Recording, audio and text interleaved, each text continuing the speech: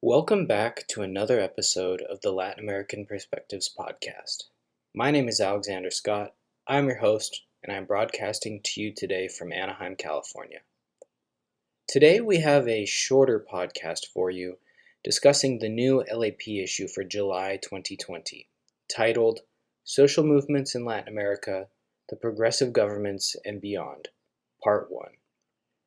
So for this episode, I spoke with issue editor Ronaldo Munck, who provided me a brief introduction to the issue and shared some insights on the rise of progressive social movements in Latin America in the 1990s and 2000s, as well as the lessons of the past 20 years for political strategy from a social movements perspective.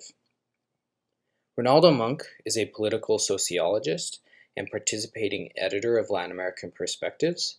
He teaches at Dublin City University in Ireland and the Universidad Técnica Particular de Loja in Ecuador, and his most recent book, Social Movements in Latin America, Mapping the Mosaic, was published by McGill Queen's University Press in 2020.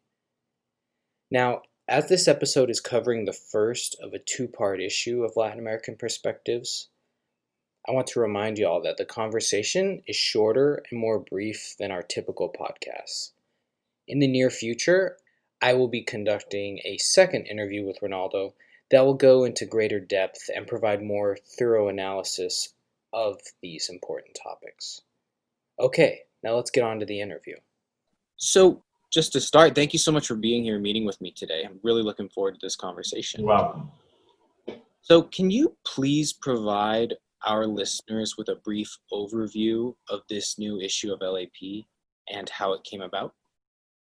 Yes, certainly. It's about 2 years ago, it was suggested that we would do an issue, a special issue on social movements. Ron Chilcote, the managing editor, and I was speaking to a number of people in Latin America about the advisability or the necessity of such an issue. So we put out a call in the normal way, and we were pleasantly surprised by the amount of people who submitted articles, who asked questions about it. So now we have a double issue coming out. The first issue coming out is out already, I believe, and then the second issue coming out in September.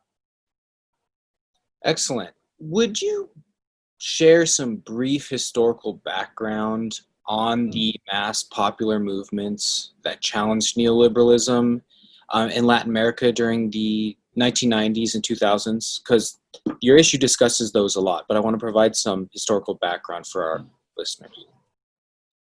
Okay. The 1990s were a period in which a number of social movements, particularly in the southern cone, Latin America, Argentina, Chile, Uruguay, and Brazil, began to contest the neoliberal hegemony, if you want, of that period. And there was a slow build-up throughout the 90s around issues such as housing, such as water, trade union struggles, and so on. And it culminated really at the end of the century, at the end of the decade, the end of the 1990s, with the slow move towards the left or progressive governments. The assumption of Chavez in Venezuela, and then a whole wave of left or progressive governments in the rest of Latin America. So the 1990s are really the social movements creating the conditions for a shift towards more progressive governments, the end of the neoliberal regimes. It's, of course, a contested issue as to whether these progressive governments were, in fact, post-neoliberal and were, in fact, taking things further. Some of the critics on the far left would say that they only continued the old style of subordination to external interests. But that's something that the different contributions to the two special issues will be debating. So it's an interesting read there, different perspectives. Absolutely.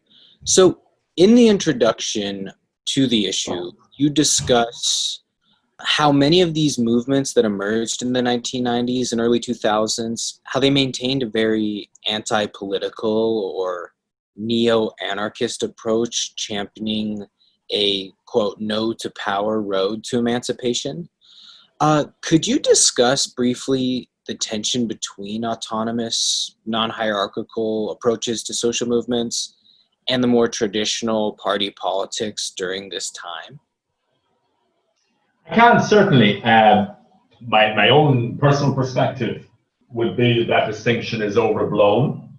I know some of the contributors and even my co-editor, Kyla Sankey, would probably take a different view than myself. But for me, it's overblown.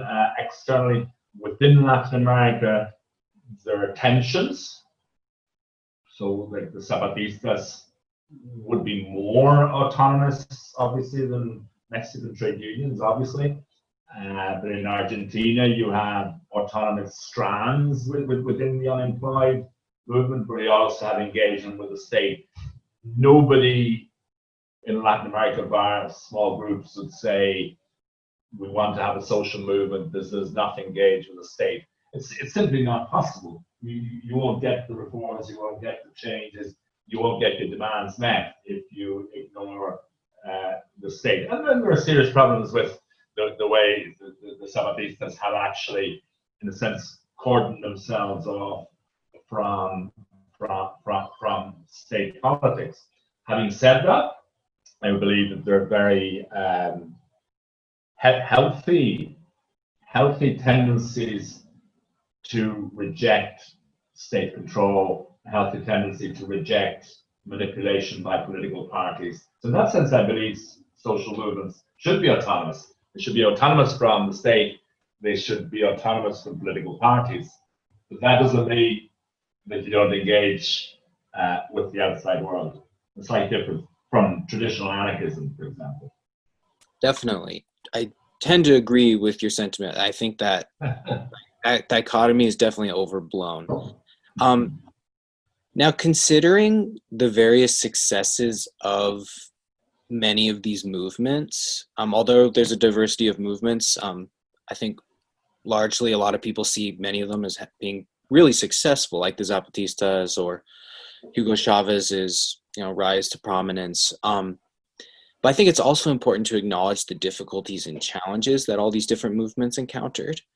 Would you share with our listeners some insights on the difficulties and challenges that some of these movements encountered within their own movements or even with established parties and governments that help bring them to power?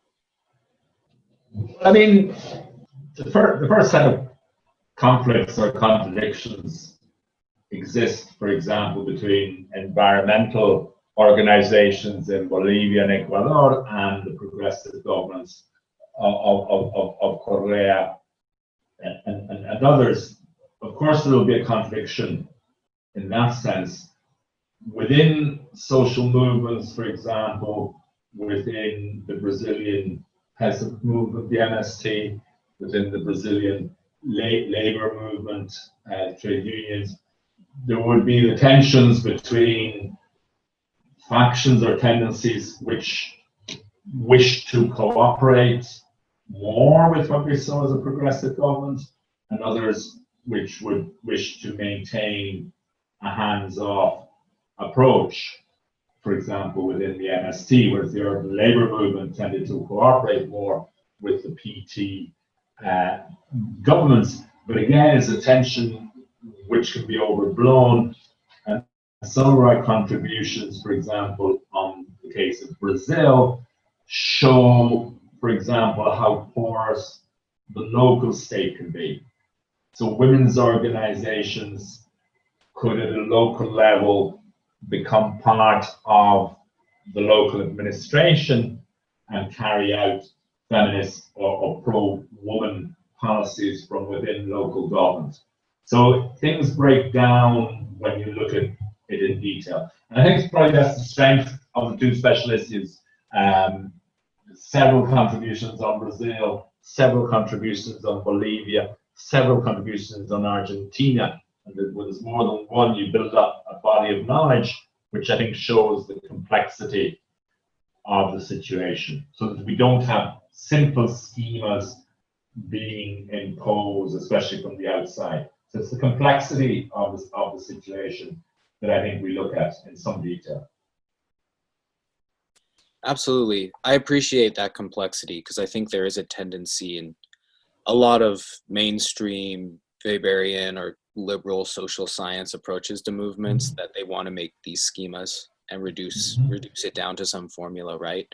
And it's obviously more complex than that, cross-nationally or transnationally, right? Now, in recent years, a lot of these movements and progressive governments that came out of the 90s and 2000s, they faced a lot of challenges from right-wing opposition, especially in countries like Bolivia, Brazil. Will you share some of your thoughts or insights on the current or potential strategies that social movements in Latin America are taking or maybe should take to confront this wave of right-wing politics? I think you see that most clearly in Brazil and in Bolivia. Both right-wing coups of a different type. It was, if you want, a parliamentary or judicial coup in Brazil against Dilma. In Bolivia, obviously, it was a more direct military intervention with civilian support. Social movements in both countries are obviously in a defensive mode. The COVID-19 crisis means really that throughout Latin America, social movements are on the defensive. And it's no use pretending otherwise. It's no use pretending there's going to be a huge upsurge of social movement activation, because at the moment they're on the defensive. They're fighting for their lives in a literal sense. What I sense in both Bolivia and in Brazil is a retrenchment inwards, a sort of consolidation, as you had in the 1970s during the military interventions in Argentina and Chile. Social movements turn inwards, recompose their strength, reknit their social networks to be ready for more opportune times. So they're developing defensive measures. They're a smart strategy of alliance with other democratic sectors, with religious sectors, with civil society, and they're looking to protect themselves from the situation. The exception is Ecuador, perhaps, where I spent most of last year, where the indigenous movement has really been on the offensive. And the second issue has an article on the uprising last November, which is quite interesting, and that has continued to build up strength. So it varies from country to country. In Chile, you've obviously had a massive upsurge of contestation, of civil society activation, took the Piñera government to the brink of collapse, and then COVID intervened, and to some extent the government has managed to grasp power back into its hands and postpone the Constituent Assembly. So it varies. There's no one size fits all political recipe, if you want. It's a very fluid situation at the moment. And the two issues, I think, help readers get a grip on the complexity, on the fluidity of the situation, and hopefully get people interested in the topic. Absolutely.